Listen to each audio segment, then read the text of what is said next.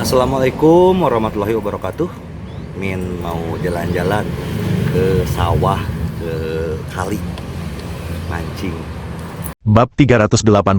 Aku akan tahu kamu bodoh. Raungan Jifei yang memekakkan telinga membuat seluruh koridor terasa seperti bergetar. Zhao Mengji merasa menyesal di dalam hatinya. Berpikir bahwa bahkan ayahnya tidak akan mengakuinya jika dia mengatakan ini. Bukankah? Ada perasaan takut di otakku, dan ada suara gemuruh di telingaku. Akhirnya, siapa namamu? Jika kamu memiliki kemampuan, pergi dan ambil kembali Villa Yinhu di Taohuao. Itu villa ayahmu. Villa Yinhu, Jifei tiba-tiba teringat ketika dia lewat hari ini, villa itu memberinya perasaan aneh, dan bahkan niat membunuh. Ya, Villa Yinhu adalah milik ayahmu, dan itu masih menjadi nama ayahmu. Jifei langsung kaget. Ia tidak pernah menyangka bahwa Yinhu Villa masih dinamai menurut nama ayahnya, yang di luar imajinasinya.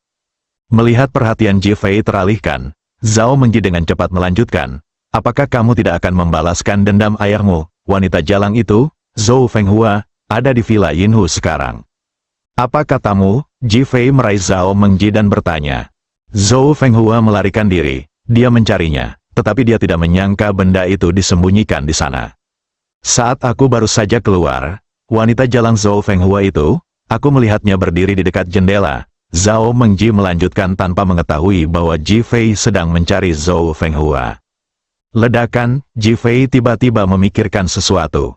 Niat membunuh, sebuah van meledakkan dirinya dan membunuh orang-orang di jalan. Zhou Fenghua ada di Villa Yinhu. Villa Chenlong adalah villa Zhou Fenghua.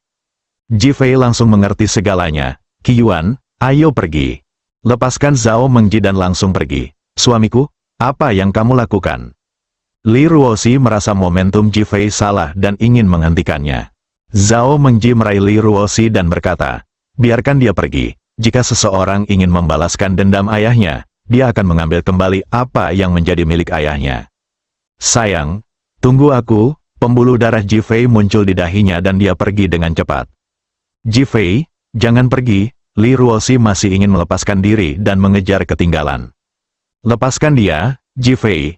Jangan biarkan aku meremehkanmu, teriak Zhao Mengji dari belakang. Alasan mengapa Zhao Mengji menstimulasi Jifei begitu keras adalah karena Ji Guanghui telah memberinya pukulan yang begitu keras sehingga dia tidak akan pernah bisa melepaskannya.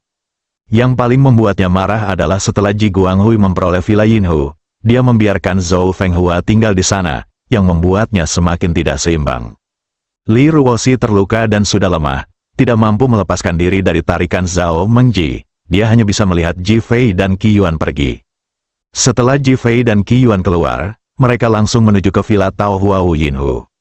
Di dalam Villa Yinhu di Taohuao, ponsel Zhou Fenghua tiba-tiba berdering. Melihat bahwa peneleponnya adalah bawahannya, dia menekan tombol untuk menjawab panggilan tersebut. Jifei belum mati, pembunuhan keluarga Chen gagal. Limbah, Zhou Fenghua tidak bisa menahan diri untuk tidak mengutuk dengan marah. Pihak lain melanjutkan, Jifei gila dan memiliki niat membunuh. Zhao Mengji memberitahumu bahwa dia ada di Villa Yinhu dan sedang dalam perjalanan. Jadi begitu, setelah Zhou Fenghua selesai berbicara, dia menutup telepon, berdiri, dan melihat sekeliling. Jifei, aku tidak menyangka kamu bisa memaksaku pergi. Kamu sangat kuat. Zhou Fenghua berbalik dan meninggalkan rumah, segera pergi. Jifei dan Qiyuan tiba kurang dari 10 menit setelah dia pergi. Mereka sangat menyesal melihat ruangan itu kosong dan masih berbau Zhou Fenghua. Setelah memeriksa bagian dalam dan luar rumah, tidak ditemukan petunjuk berguna, yang membuat Jifei semakin kesal dan terlihat sangat kesal. Didi, ponsel Qiyuan tiba-tiba berdering dan dia mengklik pesan, Raja Naga, Chen Qian dibawa kembali dari luar negeri. Apa yang harus saya lakukan? Jifei melirik kamera yang berkedip di sudut Villa Yinhu, dan tiba-tiba memutar matanya, bawa ke sini. Qiyuan segera memberitahu. Setengah jam kemudian, kedua orang itu membawa Chen Qian ke Villa Yinhu. Keduanya bertubuh sedang dan kekar, yang satu agak gelap dan yang lainnya sangat terang. Yang sedikit lebih gelap disebut Xiang Ruolin, putra keempat Jifei. Yang sangat berkulit putih disebut Bai Song. Seperti namanya, dia relatif berkulit putih dan merupakan anak kelima dari Jifei. Melihat Jifei, mereka berdua seperti anak-anak yang bertemu orang tua mereka. Dengan kegembiraan di mata mereka, halo, Raja Naga. Mereka semua mengangguk dan menyapa. Ji Fei melihat kedua orang itu dan tahu bahwa itu diatur dengan sengaja oleh Feng Huang, jika tidak, mereka berdua tidak perlu berkumpul. Dia tahu bahwa orang-orang ini tidak akan pergi meskipun mereka dipukuli sampai mati. Hanya kalian berdua, kan? Nada suaranya kaku. Kakak kedua dan yang lainnya berkata jika diperlukan, mereka bisa datang kapan saja. Mata Ji Fei membelalak, dan Xiang Ruolin segera menutup mulutnya, tidak berani berbicara. Bangunkan orang-orang, Ji Fei menatap Chen Qian yang tidak sadarkan diri. Setelah Qi Yuan menyapa kedua orang itu, dia segera pergi untuk membangunkan Chen Qian yang tidak sadarkan diri. Chen Qian sedang bersenang-senang di bar di luar negeri, menunggu kesuksesan memancingnya keluar dan menikmati malam yang menyenangkan. Saat dia tiba-tiba melihat Ji Fei, dia bergidik. Melihat ke dalam villa Yinhu, dekorasinya khas kerajaan naga. Apakah ini kerajaan naga? Chen Qian bertanya ragu-ragu. Bagaimana menurutmu? Ji Fei berkata dengan ringan. Dalam satu kalimat, Chen Qian merasa seolah-olah seluruh tubuhnya telah jatuh ke dalam gudang es, dan dia bahkan gemetar ketakutan. Ji Fei, apa yang akan kamu lakukan? Berpikir bahwa Ji Fei dengan mudah membiarkan suaminya Xiao Zihai masuk penjara dan kemudian ditangkap kembali. Dia benar-benar ketakutan. Dia tidak tahu apa yang ingin dilakukan Ji Fei sekarang, tetapi kemampuan Ji Fei membuatnya sangat takut.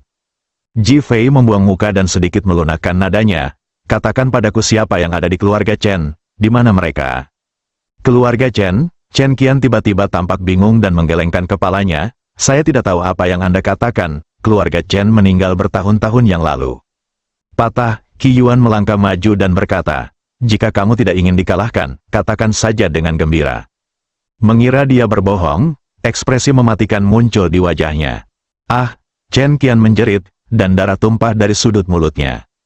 Wuho, jangan bunuh aku. Keluarga Chen tiba-tiba menghilang saat itu, dan hanya aku dan adikku Chen Zongcheng yang tersisa. Aku benar-benar tidak mengerti apa yang kamu bicarakan.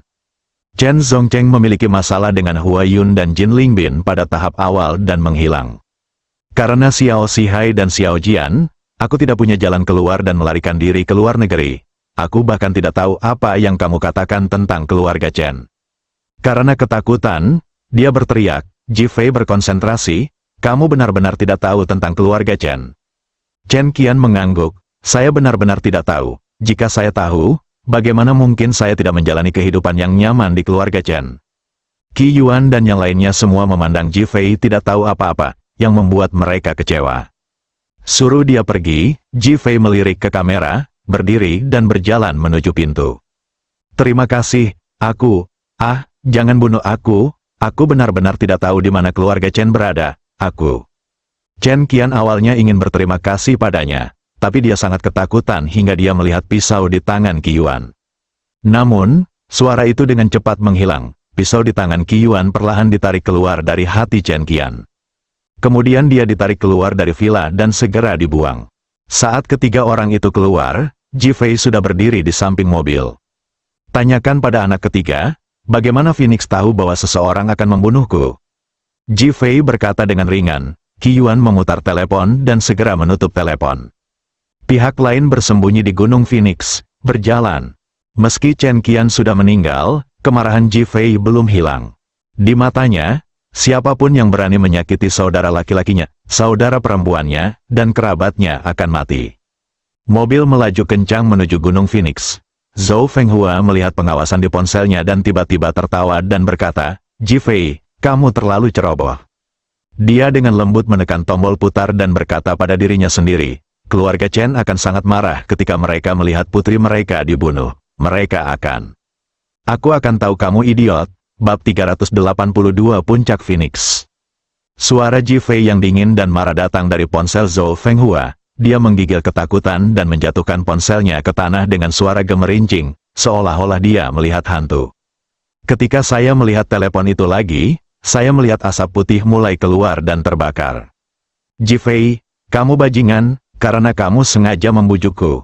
Zhou Fenghua tahu bahwa dia telah ditipu oleh Ji Fei. Jadi dia dengan sengaja tidak memperhatikan pengawasannya dan ingin merayu kecerobohannya dan mendapatkan informasi ponselnya. Di sisi lain, mata Ji Fei tertuju pada wajah Xiang Ruolin, periksa ruang konferensi video ini dan lihat siapa yang telah dihubungi pihak lain. Setelah berbicara, dia mengirimkan tautan ke Xiang Ruolin.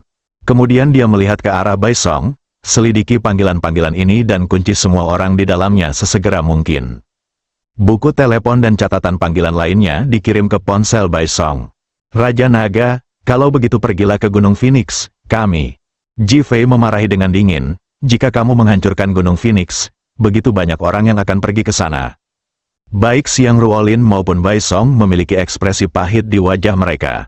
Mereka mengira mereka datang karena ada sesuatu yang harus dilakukan dan mereka akan memiliki kesempatan untuk tampil.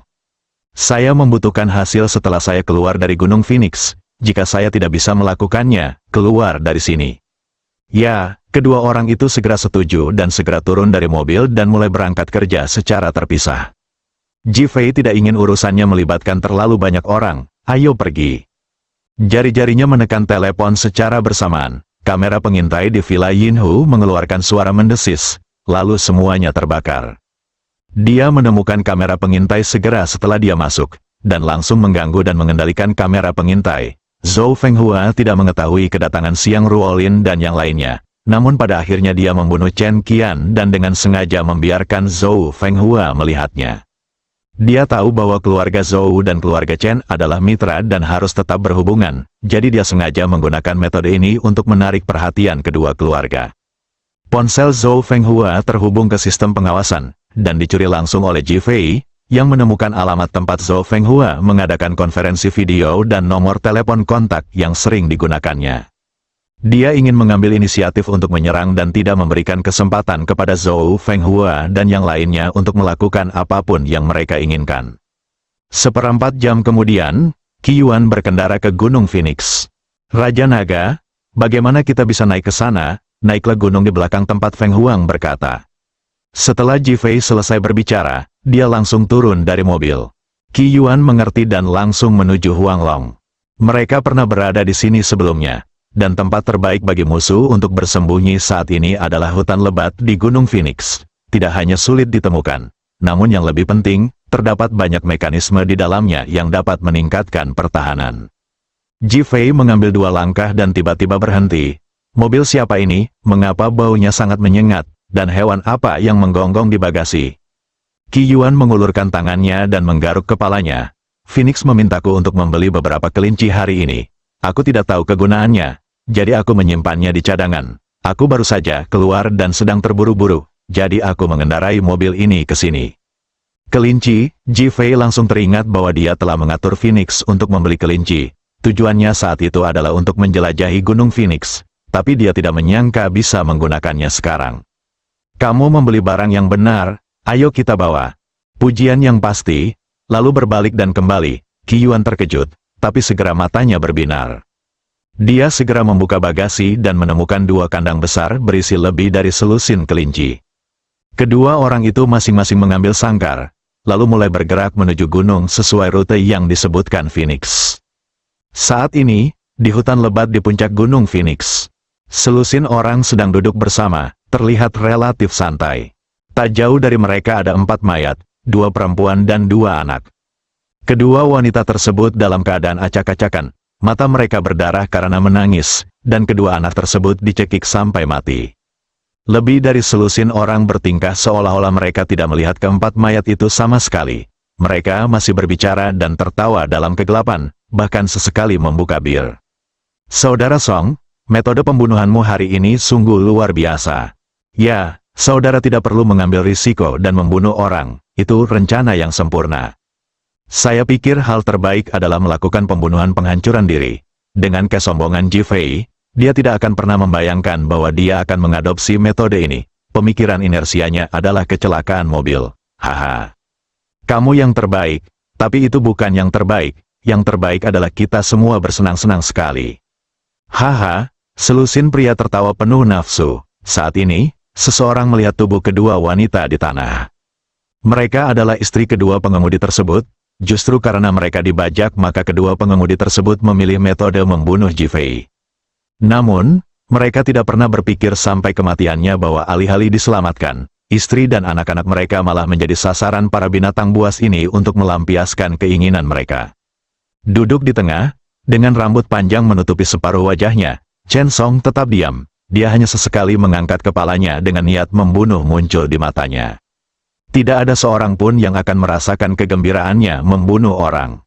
Tidak ada seorang pun yang memikirkan fleksibilitas metode pembunuhannya.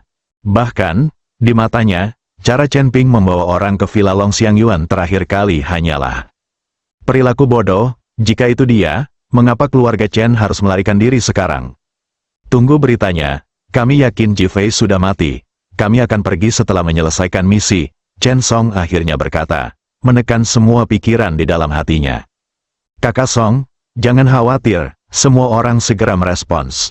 Berpikir bahwa ini adalah tempat teraman dengan jebakan terbanyak di Gunung Phoenix keluarga Chen, semua orang merasa sangat santai dan segera mulai makan dan minum. Bahkan Chen Song sangat santai. Saat ini, Ji Fei dan Qi Yuan telah mendaki ke puncak gunung. Mereka berdua melihat ke arah hutan lebat.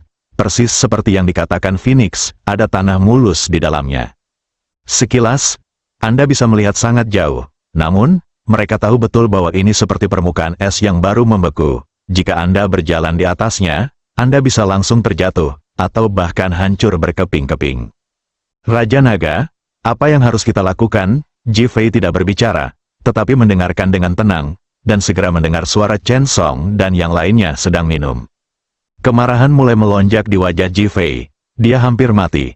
Phoenix bahkan membawanya kembali dari gerbang neraka. Itu hanya mendekati kematian. Masukkan semua kelinci ini ke dalam hutan dan biarkan mereka mengaktifkan semua mekanismenya. Lalu kamu bersembunyi di kejauhan dengan jarum perak dan bekerja sama sementara aku pergi ke depan untuk menangkap mereka. Raja Naga, lebih baik aku pergi. Beri aku perlindungan, aku. Sebelum Qi Yuan bisa mengucapkan kata-kata selanjutnya, dia kembali ketakutan oleh tatapan dingin Ji Fei dan segera tutup mulut. Namun, hatinya sangat tersentuh. Selama bertahun-tahun, dalam setiap misi, pada saat paling berbahaya, Ji Fei berada di garis depan, mengangkat langit untuk saudara-saudaranya. Itu sebabnya saudara-saudara rela mempertaruhkan nyawa demi dia. Aku akan menghitung 1, 2, 3, dan mari kita buka kandangnya bersama-sama. Ji Fei membuka mulutnya dan meletakkan tangannya di pintu kandang kelinci. Qi Yuan mengangguk. 1, 2, 3, buka. Dua orang membuka pintu kandang secara bersamaan. Kelinci yang sangat ketakutan di dalam segera tampak bebas dan mulai berlari dengan liar ke dalam hutan. Seluruh hutan mulai mendidih. Bab 383 di mana akan ada saudara tanpamu. Berdebar, suara kelinci jatuh ke dalam lubang terdengar. Dan kemudian tercium bau darah yang menyengat di udara. Bang, pagar kayu dengan paku baja di pohon tumbang, dan kelinci di bawahnya langsung menjadi tumpukan daging busuk. Saat kelinci tiba-tiba berlari, tubuhnya diikat dengan tali tersembunyi di tanah, dan dia berguling ke depan, kemudian jaring besar jatuh dari langit, dan dia terjebak di dalam. Ji Fei sudah berdiri dari tempatnya dan bergegas menuju tempat di hutan tempat Chen Song dan yang lainnya sedang berbicara. Chen Song dan yang lainnya juga mendengar suara itu saat ini dan berdiri satu demi satu. Semua orang sudah memegang parang dan pisau di tangan, bahkan ada yang mengeluarkan senjata api. Pergi dan lihat, setelah Chen Song selesai berbicara, dia berjalan masuk. Wow, seekor kelinci yang beruntung berlari melewati mereka. Sialan, itu sebenarnya kelinci. Seseorang melihat kelinci itu dan mau tidak mau mengutuk. Chen Song juga langsung menenangkan sarafnya. WHO. Detik berikutnya, Chen Song merasakan sesosok tubuh melintas di depannya, menyadari ada yang tidak beres, dan berteriak. Bang bang bang, serangkaian suara terdengar, dan semua orang di sekitar Chen Song terjatuh. Beberapa yang kurang beruntung terjatuh, bahkan memicu mekanismenya, ada yang terjebak dalam saringan oleh bilah baja yang jatuh, dan ada pula yang jatuh ke dalam perangkap dan terjebak di lubang tersembunyi, yang menjelma menjadi sarang lebah. Ji Fei diam-diam menghela nafas di dalam hatinya. Pengaturan ini sangat kejam, seperti memperlakukan Gunung Phoenix sebagai punggung Bukit Wulong. Chen Song dengan cepat mundur dan menjauhkan diri dari Ji Fei. Ji Fei, dalam kegelapan, Chen Song sudah melihat Ji Fei dengan jelas. Anjing keluarga Chen yang mana, daftarkan dirimu atau tunggu saja untuk mati. Malam yang gelap, bau darah meresap ke udara. Suara Ji Fei menyelimuti Chen Song seperti dewa kematian, membuat Chen Song merasakan rasa takut, bahkan teror. Tetapi tiba-tiba tangannya terangkat, dan cahaya putih dingin melesat ke arah Ji Fei dengan cepat. Ji Fei tidak menghindar, dan mencibir di sudut mulutnya. Aku tidak tahu apakah harus hidup atau mati. Ambil saja di tanganmu, kaulah yang tidak tahu bagaimana hidup atau mati. Chen Song mengangkat tangannya pada saat yang sama, dan 6 pisau terbang lainnya terbang menuju Ji Fei. Pisau terbang di tangan Ji Fei terlempar begitu saja. Serangkaian suara dentingan terdengar. 4 dari 6 pisau terbang Chen Song jatuh ke tanah, dan 2 sisanya terbang menuju Ji Fei berdiri di tempat yang sama tidak bergerak.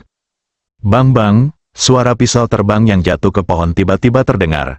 Lalu terdengar suara di atas kepala Ji Fei. Dia mendongak dan melihat jaring besar seluas lebih dari 10 meter persegi jatuh ke arahnya. Haha, Chen Song tertawa terbahak-bahak. Ji Fei, kamu tertipu, aku. Sebelum kata-kata selanjutnya diucapkan, dia merasa tubuhnya sudah terbang. Dan arah terbangnya persis ke arah jatuhnya jaring. Yang lebih tragis lagi, tubuhnya terbang menuju jaring, seolah ingin segera bersentuhan dengan jaring tersebut. Tubuhnya menopang jaring yang jatuh dan terbang ke atas. Ledakan, tubuh Chen Song jatuh dengan keras ke tanah, dan jaring langsung menutupi dirinya seperti selimut. Chen Song ketakutan dan berjuang dengan tangan dan kakinya untuk melepaskan diri dari jaring. Ji Fei sudah berjalan mendekat. Siapa yang mengirimmu ke sini? Aku tidak tahu, Ji Fei. Kamu punya nyali untuk membunuhku. Aku, Di tengah kata-katanya, Chen Song yang berbicara keras merasakan sakit yang menyayat hati di tangannya. Ketika dia melihat ke bawah, dia melihat ibu jari tangan kanannya terlepas.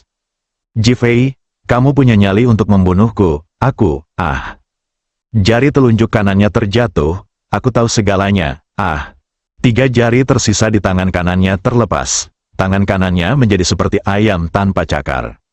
Ayo, lanjutkan. Kamu masih punya 5 jari tangan, 10 jari kaki, telinga, mata, dan berbagai organ. Kita bisa meluangkan waktu. Suara Ji Fei tidak nyaring, namun ekspresinya tanpa ekspresi, yang membuat Chen Song merasakan ketakutan yang membuat hatinya bergetar. Ji Fei, kamu, jempol kirinya jatuh lagi. Ji Fei tidak punya omong kosong, hanya tindakan. Aku bilang, Chen Song merasa keberaniannya hancur. Dia awalnya bersembunyi di sini demi keamanan, dan di sisi lain dia berharap menggunakan jebakan ini untuk membunuh Ji Fei, jadi dia telah membuat banyak persiapan. Namun, di luar dugaan, Ji Fei menggunakan kelinci untuk memecahkan semua jebakan tersebut. Biarpun aku ingin menggunakan sisa ini, aku tidak menyangka kalau aku akan terjebak di dalam. Yang paling membuatnya takut adalah Ji Fei mengambil tindakan tanpa mengucapkan sepatah kata pun, dan dalam sekejap 6 jari hilang. Di mana anggota keluarga Chen? Suara Ji Fei terdengar lagi. Saya hanya tahu bahwa Chen Zongquan tinggal di gedung 20 Villa Jianghai di Ningjiang. Saya diutus olehnya. Sedangkan untuk keluarga Chen lainnya, tidak ada orang lain yang tahu. Berapa banyak dari kalian yang ada di sini? Itu dia. Chen Song melirik orang-orang di sekitarnya. Wajahnya penuh kesedihan. Mereka semua ditutupi oleh orang lain. Rencana pembunuhan hari ini sempurna, tapi hasilnya. Ji Fei langsung tersingkir. Dia sekarang menyesal karena dia tidak secara pribadi melakukan pembunuhan Ji Fei. Jika dia melakukannya sendiri, dia mungkin memiliki kesempatan untuk benar-benar membunuh Ji Fei. Sudah terlambat, Qi Yuan, bersihkan urusan ini. Ji Fei berteriak ke dalam kegelapan. Qi Yuan segera keluar. Chen Song merasa lebih takut ketika dia melihat Ji Fei tidak membutuhkan bantuan apapun. Ini adalah eksistensi yang tidak bisa dikacaukan. Sangat menyedihkan, sangat menyesal, disayangkan. Sudah terlambat, nak, ingat, sebagai seekor anjing, kamu harus tetap membuka mata dan jangan menggigit semua orang. Klik, kata-kata Qi Yuan jatuh dan kakinya terjatuh. Dada Chen Song remuk. Qi Yuan kemudian berbalik dan sudah menangani semua orang yang tidak sadarkan diri tetapi belum mati. Dia melambaikan tangannya lagi, dan bubuk putih menimpa orang-orang ini. Dengan suara korosi, mayat-mayat itu meleleh dan menghilang dengan kecepatan yang terlihat dengan mata telanjang. Ji Fei dan Qi Yuan semakin marah saat melihat mayat wanita dan anak-anak. Keluarga Chen harus mati. Ji Fei meninggalkan sepatah kata pun dan berjalan menuruni gunung. 20 menit kemudian, Qi Yuan berkendara di jalan raya menuju Ningjiang. Ji Fei sedang duduk di kopilot dengan mata sedikit tertutup. Dia sudah menerima laporan dari Xiang Ruolin dan Bai Song, orang-orang yang memasuki ruang konferensi video termasuk Jefferson, Aso. Ji Fei tidak asing dengan orang-orang ini. Meskipun dia tidak memperhatikan beberapa dari mereka di masa lalu, dia tahu bahwa mereka berasal dari keluarga kaya. Xiang Ruolin berinisiatif membersihkan keluarga asing tersebut, namun Ji Fei menolak. Permintaan telepon Bai Song membuahkan hasil, termasuk panggilan dari Chen Lao dan Xiao Tian, pemilik klub malam Wang Hai Si Lian Wang Hui. Ji Fei segera mengatur agar Yao Guangbiao menyelidiki Xiao Tian. Adapun nomor telepon Tuan Chen, dia meminta seseorang untuk langsung mengetahui lokasinya. Tujuan perjalanannya ke Ningjiang adalah untuk memusnahkan keluarga Chen. Raja Naga, kenapa kamu tidak menggunakan kekuatan kami? Jika mereka mengambil tindakan, mereka dapat membantumu dengan cepat melenyapkan dunia dan menyelamatkanmu dari banyak masalah. Qi Yuan mau tidak mau bertanya. Ji Fei tidak membuka matanya dan berkata dengan tenang, Qi Yuan, kalian semua adalah saudaraku. Aku tidak bisa menggunakan nyawa saudara-saudaraku untuk memuaskan keinginan dan urusan pribadiku, Ji Fei. Saya datang ke Ninghai untuk Li Ruoxi, tapi sekarang saya punya lebih banyak balas dendam. Saya benar-benar tidak bisa membiarkan saudara-saudara saya jatuh ke dalam air ini. Raja Naga, di mana kami akan memiliki saudara tanpamu? Suara Qi Yuan bergetar karena kegembiraan. Namun, berhenti bicara. Selain Phoenix dan kamu, siapapun yang berani berpartisipasi akan diusir olehku. Nadanya tegas dan penuh peringatan. Qi Yuan terdiam. Keluarga Chen di Ninghai dipenuhi dengan kematian. Bab 384. Aku tidak mengira itu adalah diriku. Ayah, tidak bisakah kamu menghubungi Chen Song sekarang? Chen Xin adalah orang pertama yang memecah kesunyian. Tuan Chen tidak berkata apa-apa dan menatap Chen Zongguan. Chen Zongguan baru saja menutup telepon. Saya berhasil melewatinya 1 jam yang lalu, dan saya mengetahui bahwa mobil Ji Fei telah dibom, tetapi saya tidak tahu situasi hidup atau mati. Jika kita tidak mendengar berita kematiannya, masalah ini tidak dapat diselesaikan. Tuan Chen memegang erat sandaran tangan kursi dengan kedua tangannya, dengan ekspresi serius di wajahnya. Meskipun dia hanya melakukan beberapa konfrontasi dengan Ji Fei, 2 cucunya terbunuh, dan Chen Bing serta yang lainnya terbunuh. Sekarang, meskipun Chen Song punya kabar baik, dia tetap khawatir. Seiring berjalannya waktu, suasana di dalam ruangan menjadi semakin menegangkan. Ayah, jangan gugup. Aku yakin Chen Song pasti bisa membunuh Ji Fei. Dia adalah tangan kananku dan telah membantuku menangani banyak hal. Selain itu, Ji Fei, seorang anak kecil, sangat ingin membunuhnya. Bagaimana mungkin itu sulit? Chen Zongguan memecah keheningan dengan percaya diri pada suaranya. Berpikir untuk menyakiti putranya, Ji Fei sangat bertekad untuk membunuhnya. Didi, tiba-tiba telepon Tuan Chen berdering. Dia segera mengangkatnya dan melihat bahwa nomor teleponnya tidak dikenal. Dia menekan jawab dan melakukan handsfree tanpa berbicara. Chen tua, kalian semua keluarga Chen pengecut. Kutukan marah Zhou Fenghua datang dari ujung telepon yang lain. Ekspresi wajah Chen tua berubah, pikiran buruk muncul, dan dahinya menjadi basah. Apa yang terjadi? Kedua mobil tidak bisa meledakkan Ji Fei. Kamu cukup bodoh. Ledakan, Tuan Chen yang awalnya khawatir, merasakan seluruh tubuhnya gemetar ketika mendengar kata-kata ini, dan otaknya terasa pusing. Apa yang baru saja dikatakan Chen Zongguan penuh semangat, dan tiba-tiba seperti disiram air dingin, Chen Song gagal. Ekspresinya tampak seperti dia baru saja memakan siang. Ji Fei tidak hanya tidak mati, dia juga membunuh Chen Qian. Apa? Tuan Chen berteriak dan tubuhnya lemas. Untuk menunjukkan kemunduran mereka, keluarga Chen dengan sengaja melakukan trik pahit untuk menjaga Chen Zongcheng dan Chen Qian tetap berada di luar sebagai 2 putra keluarga yang ditinggalkan, dan mengabaikan mereka. Namun, dia telah melindungi dan mendukung mereka secara diam-diam. Chen Zongcheng menghilang secara misterius beberapa waktu lalu, dan Chen Qian pergi ke luar negeri. Ketika Chen mengetahuinya, dia tidak terlalu peduli. Hari ini, saya tiba-tiba mendengar bahwa Chen Qian dibunuh oleh Ji Fei, dan hati saya terasa seperti sepotong daging telah terpotong. Tetapi, kamu tidak perlu berbohong jika ingin memanfaatkanku, kan? Memikirkan kelicikan Zhou Fenghua, Chen tidak mempercayainya. Mendengus, jika ponselku tidak dihancurkan oleh Ji Fei, aku akan mengirimimu video pembunuhan Chen Qian sehingga kamu bisa melihat bagaimana putrimu dibunuh. Tuan Chen awalnya memiliki secercah harapan, tapi sekarang, bang, dia memukul kursi dengan keras dengan tinjunya. Ji Fei, aku akan membuatmu mati parah. Lebih baik memikirkan bagaimana kamu bisa menghindari kematian. Setelah Zhou Fenghua selesai berbicara, dia menutup telepon, mengeluarkan kartu telepon, melemparkannya ke toilet, dan segera turun ke bawah dan pergi. Begitu dia pergi, Bai Song tiba dan melewatkan satu langkah.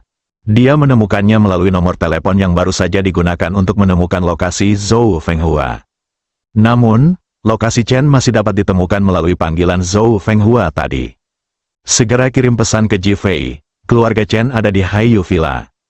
Ji Fei terbangun oleh pesan itu. Setelah melihat pesan di atas, dia berpikir sejenak dan berkata, Qi Yuan, langsung pergi ke Ningjiang Haiyu Villa.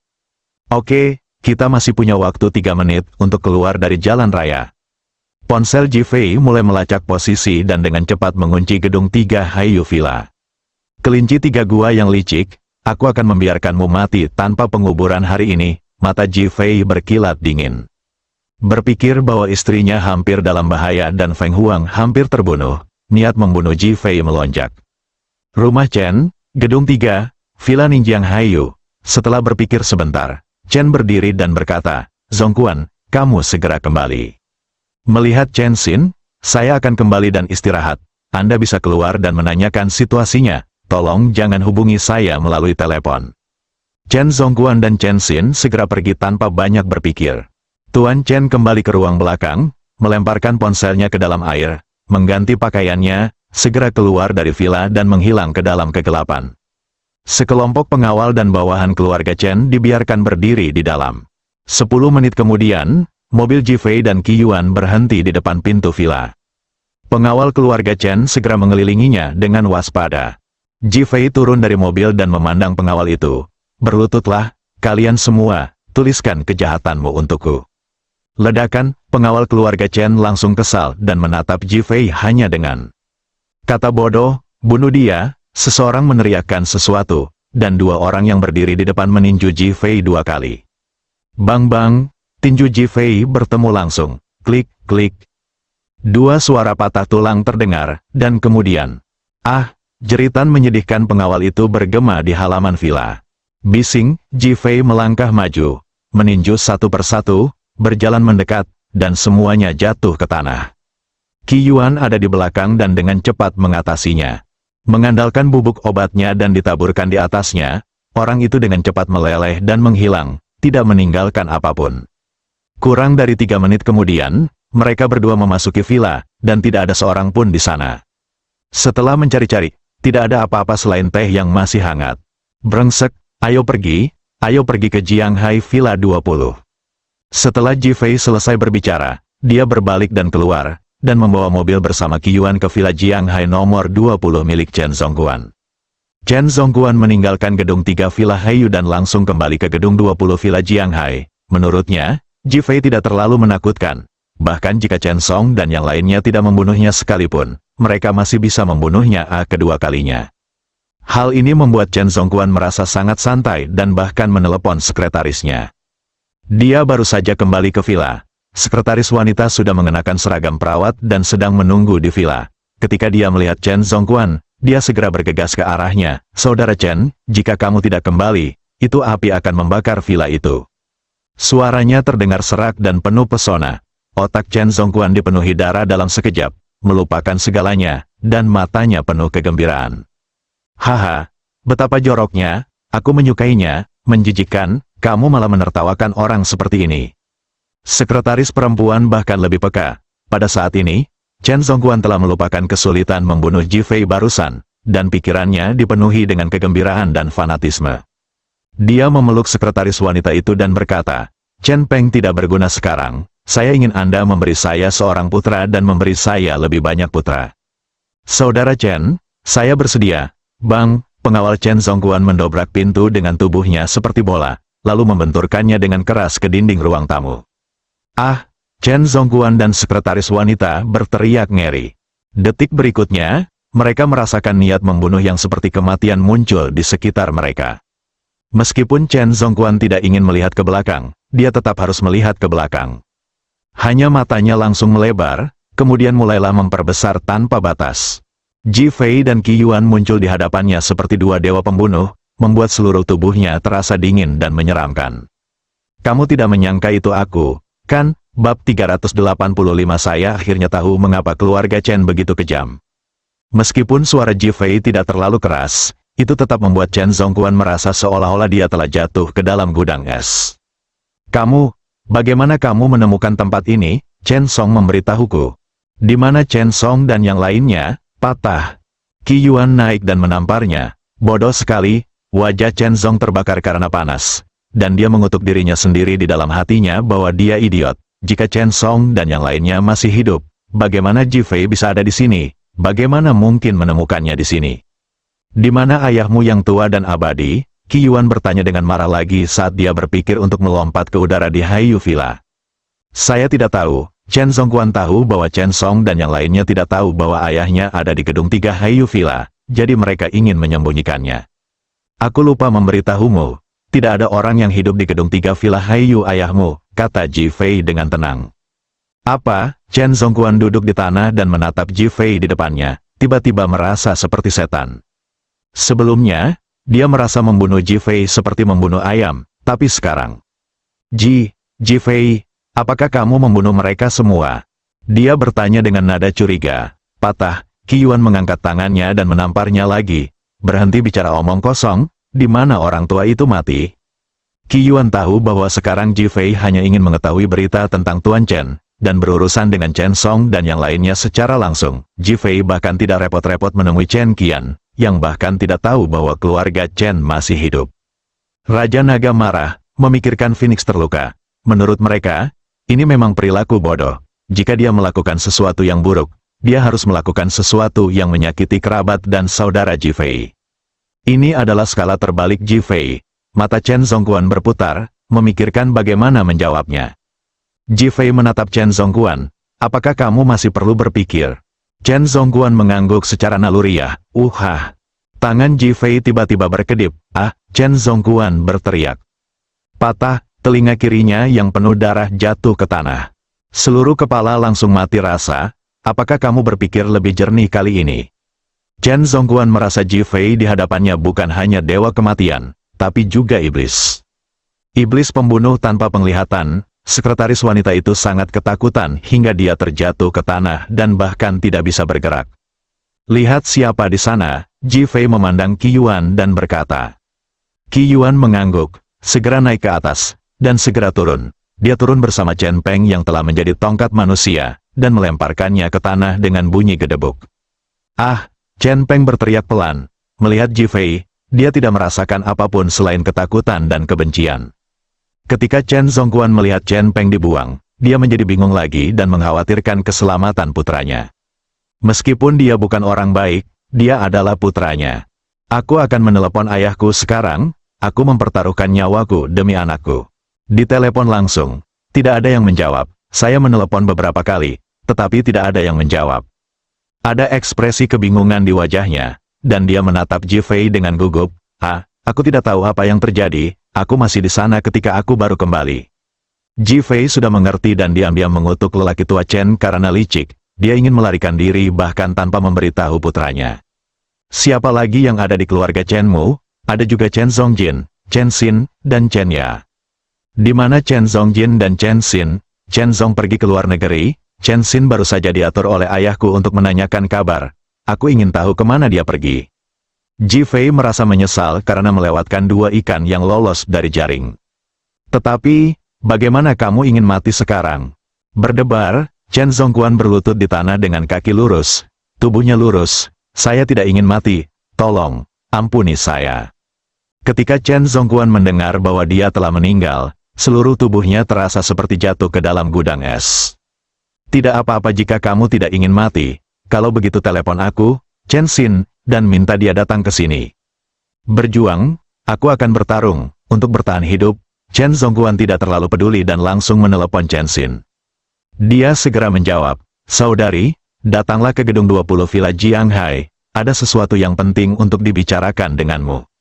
Chen Zongguan bertindak sangat tenang, sama sekali tidak gugup untuk berbohong. Chen Xin tidak ragu sama sekali dan langsung setuju. Tepat ketika dia hendak menutup telepon, Chen Peng, yang terbaring di tanah, tiba-tiba berteriak, Bibi, jangan datang, Ji Fei menyandera ayahku. Ledakan, Qi Yuan menendang Chen Peng hingga pingsan. Chen Xin di ujung sana sudah mendengar, Chen Zongguan, kamu binatang buas. Lalu terdengar bunyi bip dari telepon. Chen Zongguan memandang Ji Fei dengan ekspresi bodoh di wajahnya, tidak tahu bagaimana menghadapinya. Ji Fei tidak menduganya dan berkata dengan dingin, "Bangunkan Chen Peng." Qi Yuan berjalan mendekat dan menendang Chen Peng hingga bangun. "Ji Fei, kamu bajingan, bunuh aku jika kamu bisa." Saat Chen Peng bangun, dia langsung mengutuk Ji Fei.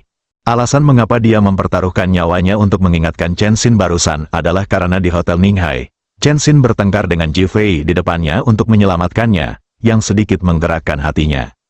Sekarang, dia sudah menjadi orang cacat, dan bahkan orang yang akan mati kapan saja, tentu saja dia tidak akan menghargai hidupnya lagi. Ji Fei memandang Chen Peng yang marah dan tiba-tiba tersenyum. "Kamu telah menjadi pengecut begitu lama, dan sekarang kamu harus tegar lagi, kamu benar-benar tidak sederhana." Ji Fei menekan amarah batinnya atas rencana Chen Peng untuk menghancurkannya. Qi Yuan menatap Ji Fei dengan keraguan di matanya. Ji Fei tersenyum, "Chen Zongguan, hanya kalian bertiga di villa ini sekarang. Saya mengizinkan kalian berdua untuk hidup. Siapa di antara kalian yang ingin hidup?" "Saya ingin hidup," Chen Zongguan yang pertama berteriak. "Saudara Kuan, saya ingin hidup juga," hanya Chen Peng yang diam. Kedua orang itu memandang Chen Peng pada saat bersamaan. Senyuman garang muncul di wajah Chen Peng. "Ayo, bunuh aku, lagi pula aku cacat." Setelah mengatakan itu, dia melihat ke arah Chen Zongguan dan berkata, "Apakah kamu tidak ingin perempuan jalang ini memberimu lebih banyak anak laki-laki? Kalau begitu bunuh aku." Dengan cibiran di wajahnya, dia tampak seperti sedang menunggu kematian. Meskipun dia cacat, telinganya bagus, dia mendengar percakapan di lantai bawah antara Chen Zongguan dan sekretaris wanita tadi. Berpikir bahwa jika dia merusak rencana Ji Fei seperti ini, dia tidak akan mati dengan baik, dia hanya meminta kematian. Chen Zongguan tampak sangat malu, dan ada tatapan rumit di matanya. Bagaimanapun, ini adalah putranya, jangan buang waktu, suara Qi Yuan terdengar. Chen Zongguan secara naluriah mengambil pisau buah dari meja dan memandang Chen Peng. "Bunuh aku, mimpi punya anak dengan wanita jalangmu." "Ji Fei, aku, engah." Pisau buah di tangan Chen Zongguan ditancapkan langsung ke mulut Chen Peng dan menembus bagian belakang lehernya. Mata Chen Peng melebar dan dia menatap Chen Zongguan dengan keterkejutan yang tak terlukiskan. Dia berpikir bahwa dia akan membunuhnya, tetapi dia tidak menyangka bahwa dia bahkan tidak mengutuk Ji Fei dengan kata-kata terakhir yang ingin dia ucapkan. Hal ini membuatnya merasakan penyesalan dan kebencian yang tiada habisnya, bahkan keengganan. Berdebar, Chen Zongguan duduk di tanah. Tubuhnya tampak berlubang. Dia khawatir Chen Peng akan memarahinya dan Ji Fei akan membunuhnya serta sekretaris wanitanya dengan marah. Qi Yuan tercengang. Dia telah melihat orang yang kejam. Tapi dia belum pernah melihat orang yang begitu kejam seperti membunuh putranya sendiri. Benar-benar menakjubkan. "Mengapa? Saya akhirnya tahu mengapa keluarga Chen adalah binatang buas." Ji Fei menghela nafas. Bersambung.